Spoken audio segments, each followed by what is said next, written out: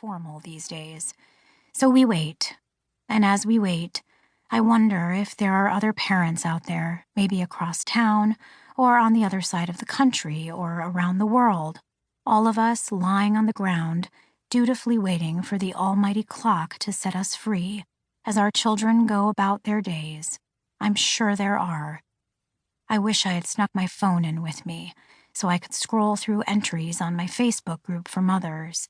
Surely one of the other 38,000 strangers who occasionally give me advice could offer some help or, at the very least, commiserate. But no, my phone is covered in burp cloths on my bedside table, so I'm left with my own vacuous thoughts, which soon revolve around what newborn-specific item I'll need to purchase that day. Baby Charlotte's been scratching herself. At some point, I'm going to have to give the world's tiniest manicure, and before I do, I need to procure the world's tiniest emery board. All hail Amazon. An eternity later, the clock turns green. The digital display shows a little friendly dance of lines and dots. Elated, I yell, "Ella, it's green, look." But she's busy conducting an intense checkup on Willie-Up, her unicorn. The clock, now a distant memory. "Mama," she says, throwing a hand behind her, not even making eye contact, "can you hand me the Benadryl?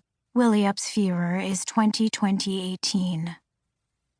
Before baby Charlotte was born, Dave handled the pre-dawn wake-ups.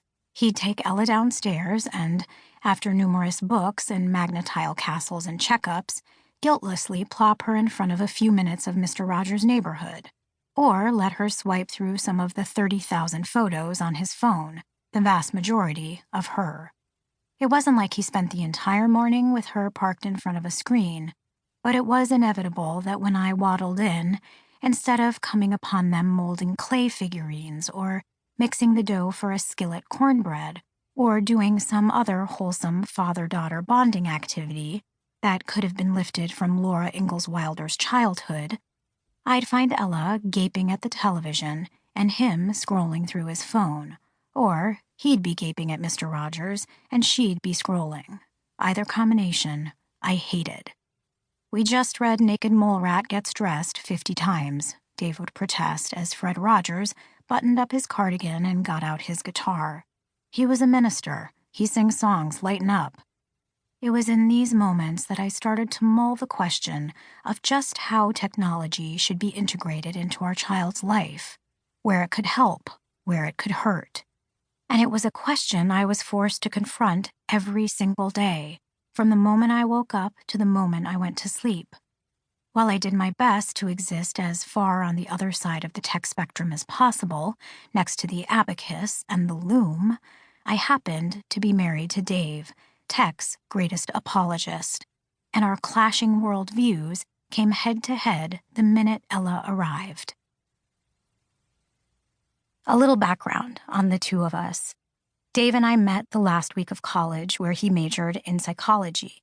"I figured it'd be good for cocktail party conversations," he once told me, though his academic rigor paled in comparison to his extracurriculars, which included singing in a tuxedo-clad a cappella group, see Why We Met the Last Week of School.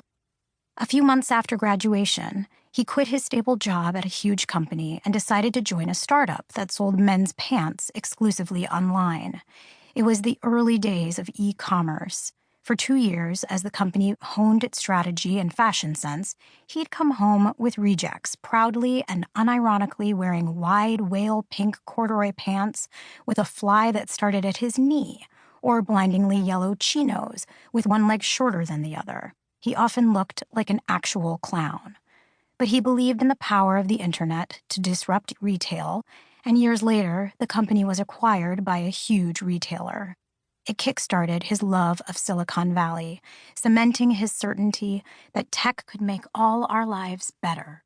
He went on to join another startup before founding his own, and now he works as a venture capitalist, spending his days meeting with and advising young guns who are dying to disrupt anything, the dentist, the parking garage, in the name of progress and convenience.